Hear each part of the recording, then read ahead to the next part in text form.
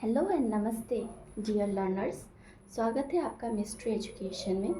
आज हम जानेंगे कुछ important information about Guwahati university BEd के बारे में हम कुछ जानेंगे और इसके रिलेटेड हम एवरी इम्पॉर्टेंट इन्फॉर्मेशन के बारे में बात करेंगे।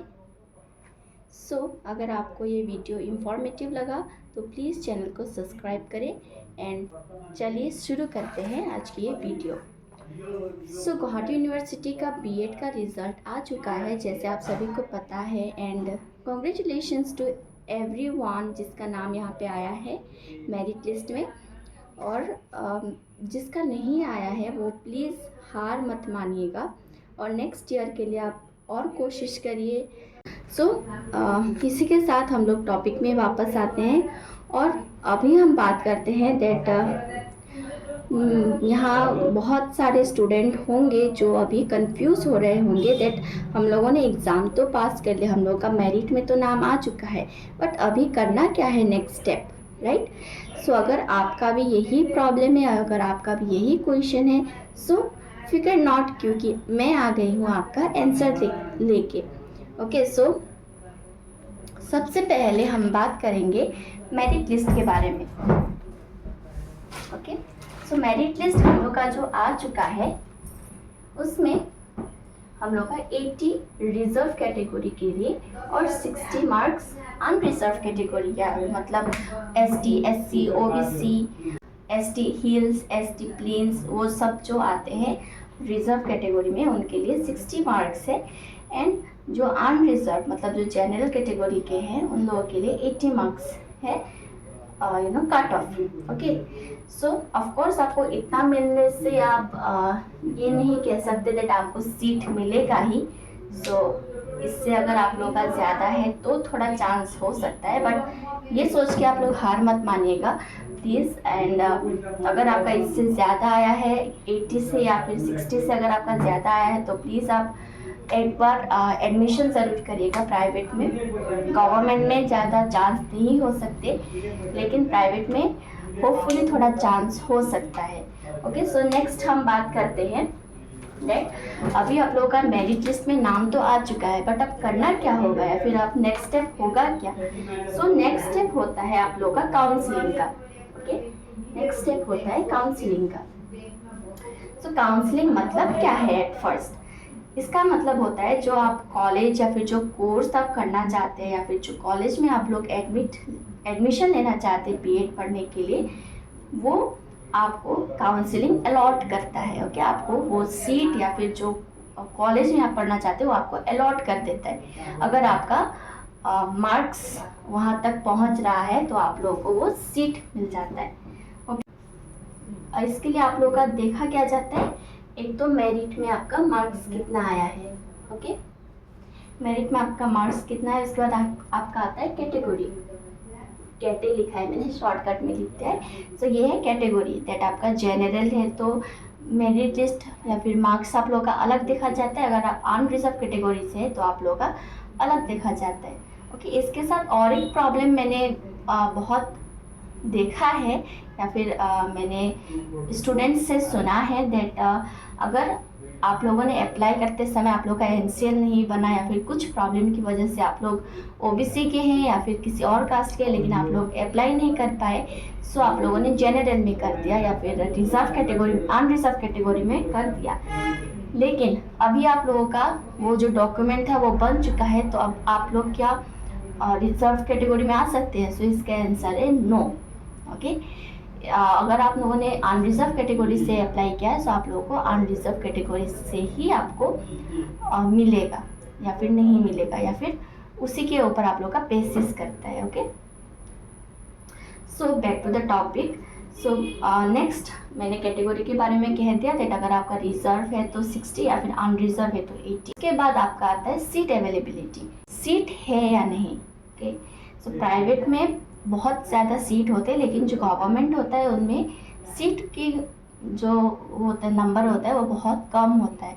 ओके, जो डाइट वगैरह है या फिर जो अलग अलग जो है उन लोग में, उन सब में क्या होता है 30% जो होता है सीट, 30% सीट 50 में अगर आप देखें तो परसेंट नहीं आता है। सो 50 में 30 नंबर का जो सीट है वो जो टीचर्स होते हैं जिन्होंने बीएड नहीं किया लेकिन अभी वो टीचिंग करा रहे हैं स्कूल में, उन लोगों को मिलते हैं। ओके, सो इसलिए आप बिल्कुल भरोसा नहीं कर सकते दैट आप लोगों को वहीं पे मिलेगा, क्योंकि सीट नहीं होता है। आपको मार्क्स अच्छे मिल सकते हैं लेकिन सीट की कमी की वजह से आप लोगों को नहीं भी मिल सकता है। सो आप लोग प्लीज़ एक में ही अप्लाई करके मत छोड़िएगा, आप लोग बहुत अलग अलग में भी कर लीजिएगा।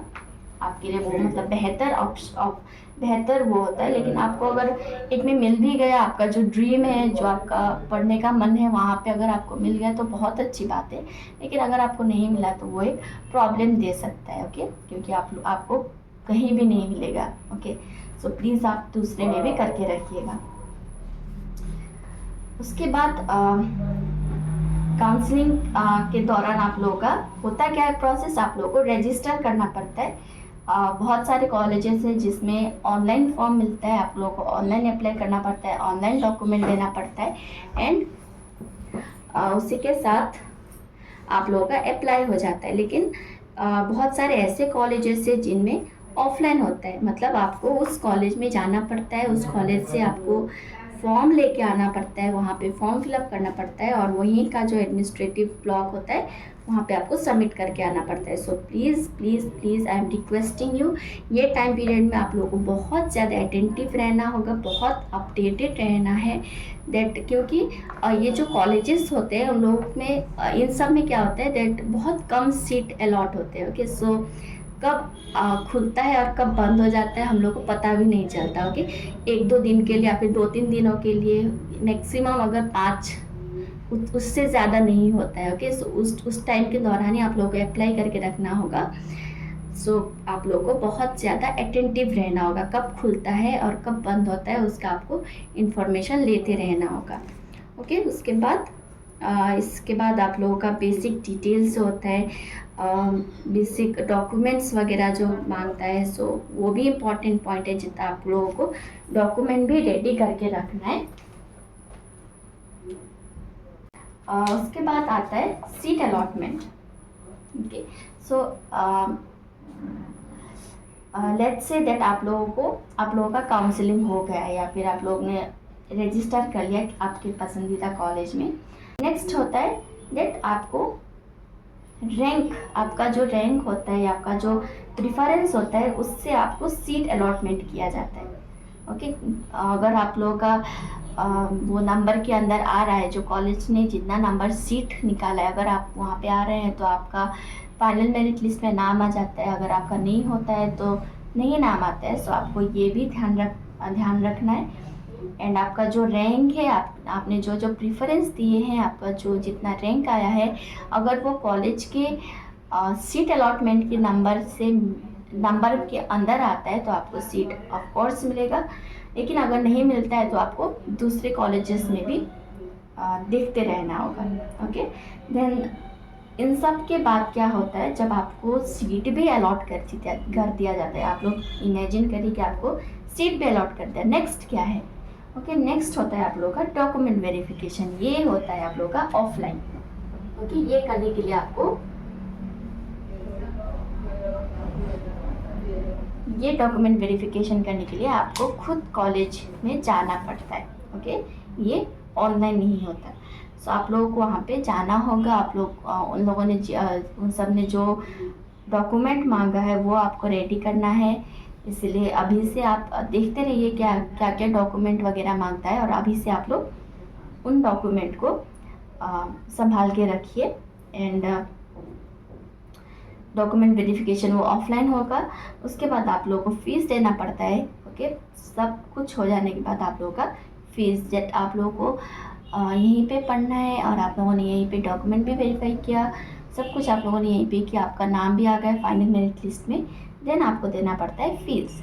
ओके, गवर्नमेंट हो तो थोड़ा सा कम होता है, प्राइवेट हो तो थोड़ा सा ज़्यादा होता है, बट अलग अलग कॉलेजेस में अलग अलग फ़ीस स्ट्रक्चर होते हैं। सो आप लोग ये भी देखते रहिए। देन आप लोगों को नेक्स्ट आता है कॉलेज में आप लोगों को रिपोर्ट करना पड़ता है। ओके, ये हम लोग का गुवाहाटी यूनिवर्सिटी का जो ऑफिशियल वो आता है, उसमें ये दिया गया है दैट 26 तारीख से आप लोगों का क्लास वगैरह जो होता है स्टार्ट होता है एंड 22 तक स्टूडेंट का एडमिटेड स्टूडेंट जो होते हैं उन लोगों का लिस्ट दिया जाता है या फिर पब्लिश करा जाता है। ओके 22 तक, ओके 22 तक आप लोग का स्टूडेंट का जो लिस्ट होता है वो निकाला जाता है एंड 26 तक उन लोग का मतलब 22 से 26 तक डॉक्यूमेंट वेरिफिकेशन हो गया एंड क्लास अलॉटमेंट हो गया, फीस हो गया, ये सब वगैरह वगैरह चलता रहता है एंड उसके बाद 26 में आप लोग का क्लास स्टार्ट हो जाता है। ओके दैट्स ऑल एंड ये बात मैं फिर से आप लोगों को दोहरा रही हूँ क्योंकि ये बहुत इंपॉर्टेंट बात है दैट ये जो कॉलेज वगैरह होते हैं उन लोगों का बहुत जल्दी खुल जाता है और बहुत जल्दी बंद भी हो जाता है अप्लाई का। सो प्लीज़ आप लोग अटेंटिव रहें। उसके बाद जब मेरिट लिस्ट निकालता है, कॉलेज जब वेरिफिकेशन के लिए बुलाता है, इस सब कुछ आप लोगों को ध्यान देना पड़ेगा अभी से and that's all. Thank you so much. अगर आपको कोई भी डाउट होगा या फिर कोई भी आपको कुछ पूछना होगा then please comment down below and video अच्छा लगे तो प्लीज़ सब्सक्राइब करिएगा एंड मिलते हैं नेक्स्ट वीडियो में। Bye bye.